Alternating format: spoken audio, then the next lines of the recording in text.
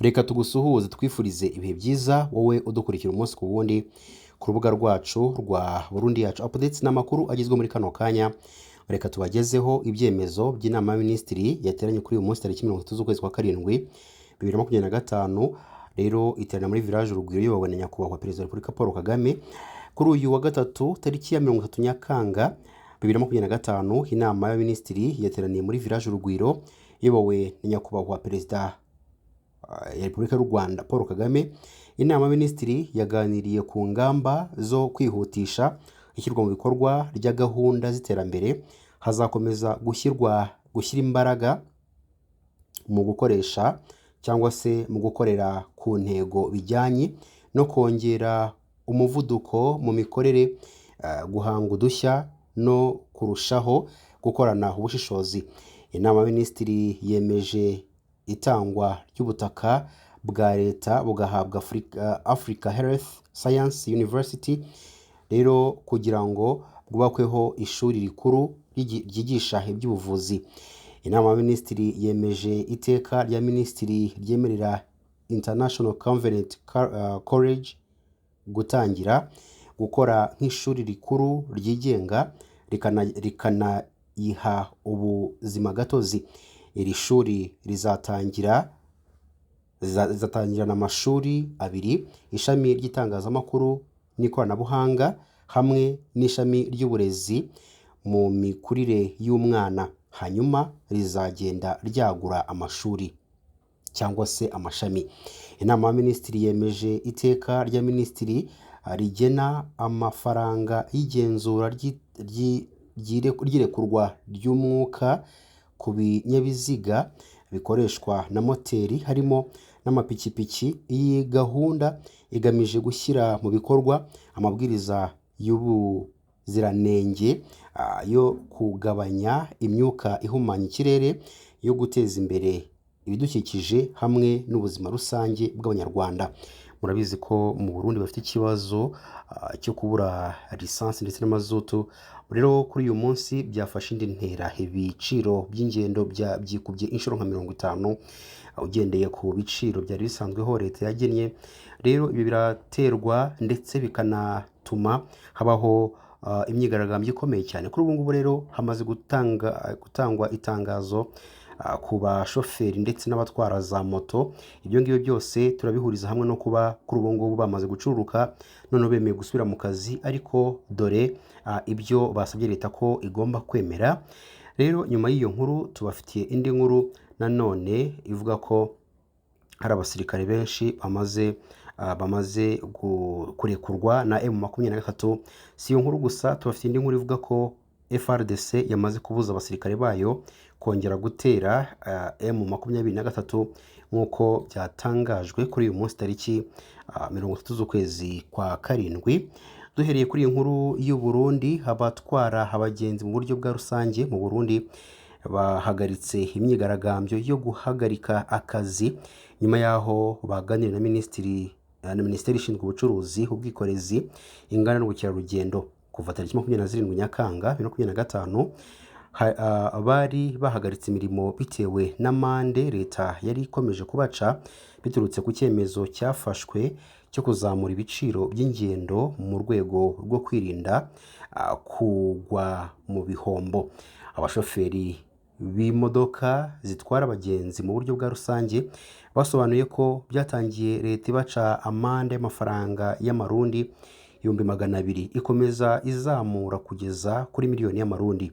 Uwo munsi hari uwagize ati: muri iki gitondo twashyize abagenzi mu modoka, rero ahakorerwa ubugenzuzi ubuyobozi bwabajije amafaranga bishyuye, bavuga amarundi 10,000 kugera i Bubanza, batitaye kumva impamvu cyangwa se ibisobanuro byacu, baduciye miliyoni 1. Bagaragaje ko impamvu bazamuye ibiciro by'ingendo ari uko leta yananiwe kubashakira lisansi ndetse n'amazutu, bakajya kuyishakira muri Repubulika Demokarasi ya Kongo na Tanzania, aho ijerekani ya litiro 20 bayishyura amafaranga y'amarundi ari hagati y'ibihumbi 300 n'ibihumbi 350. Muri iyi minsi abagenzi bifite bafashe icyemezo cyo gutega moto bemera kwishyura amafaranga menshi kandi bagatwarwa ari batatu kuri moto imwe, byaba ngombwa bakabajyana n'imizigo. Umugenzi ujya Gitega avuye i Bujumbura yishyura amarundi arenga 70,000 kuri moto, ujya Bubanza akishyura 20,000, ujya Ngozi akishyura 45, abajya Kirundo na Muyinga bakishyura hagati y'amarundi 100,000 ndetse n'150.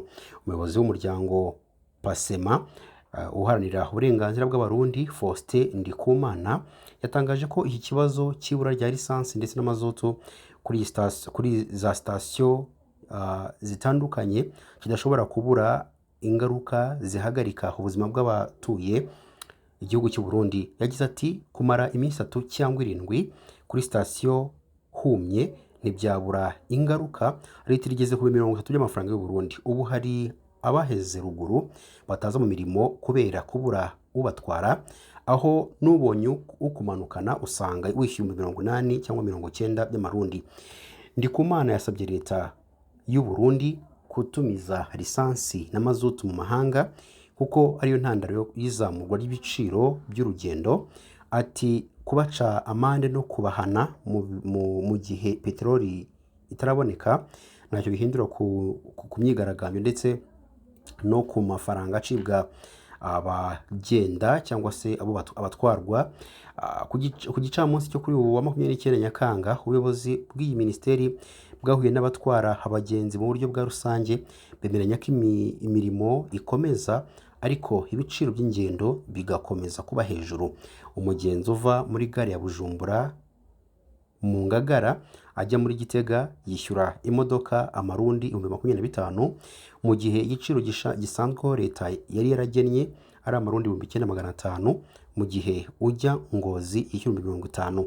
Ariko bitewe n'abagenzi bari bamaze kuba benshi muri gare ya Bujumbura kuri ubu ngubu tariki 30 Nyakanga biracyagoranye ko imirimo igenda neza, hari abagenzi benshi batarabona uko batwarwa.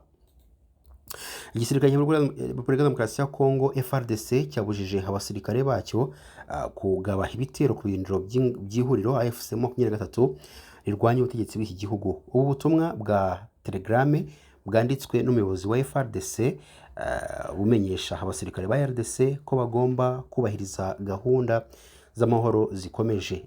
FARDC yamenyesheje aba basirikare ko umwanzi nabatera bagomba gusubizanya imbaraga nyinshi bagahangana nawe. Tariki 19 Nyakanga 2025 FARDC AFC 23 na leta ya RDC byashyize umukono ku mahame ngenderwaho agana ku masezerano y'amahoro bifashijwemo na leta ya Katari yabihurije mu biganiro. Mu ngingo ziri muri aya mahame harimo ko impande zombi zihagarika imirwano burundu, aho buri ruhande rugomba kuguma ku bice rugenzura ni habemo kugerageza gufata ibindi bice.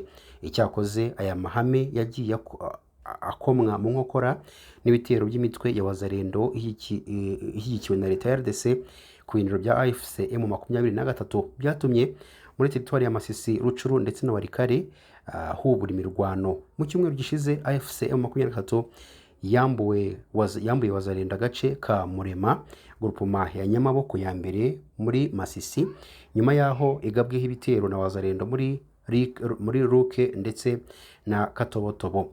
Amakuru ava muri Kivu y'Amajyaruguru yemeza ko guhera tariki 29 Nyakanga AFC 23 iri kongera abarwanyi mu gace ka Kateku muri grupuma ya Ikobo muri teritwari ya Warikare, mu gihe ishinja ingabo za leta gutegura intambara bundi bushyashya. Ihuriro AFC M23 rirwanya ubutegetsi bwa Repubulika Demokarasi ya Kongo riherutse kurekura abasirikare b'u Burundi ryafashe miri mu bihe bitandukanye. Abasirikare b'u Burundi batangiye kurwanya AFC M23 mu ntara ya Kivu y'Amajyaruguru mu Gushyingo 2023, yashinjwe cyangwa se mutobarire hashingiye ku masezerano y'ubufatanye mu bikorwa bya gisirikare mu bice byo muri teritwari ya Masisi birimo Mushaki, Kirorirwe ndetse na Rukara.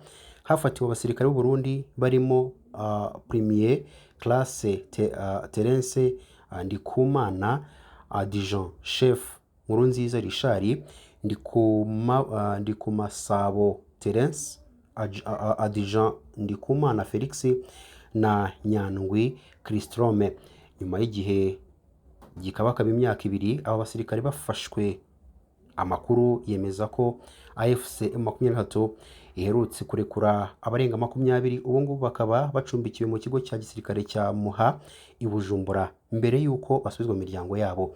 Nubwo batarataha mu ngo zabo, bamwe muri abo basirikare basuwe n'imiryango yabo, aho rero bacumbikiwe mu kigo cya gisirikare. Perezida Evariste Ndayishimiye yari yarihakanye aba basirikare ubwo baganiraga n'abanyamakuru mu Gushyingo 2023, agaragaza ko AFC M23 yabise abo Burundi ishingiye ku kuba abarundi basa. Yasobanuye ko ahubwo ari abarwanyi b'umutwe wa Red Tabara. Icyo gihe yagize ati, muzi ko tumaze kubona abo muri Red Tabara bari muri M23.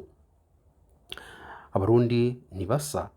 None se umuntu yambaye impuzankano akavuga ngo nafashe umurundi, wowe uri umurundi, uwo murundi mutava mu ntara imwe wamumenya gute?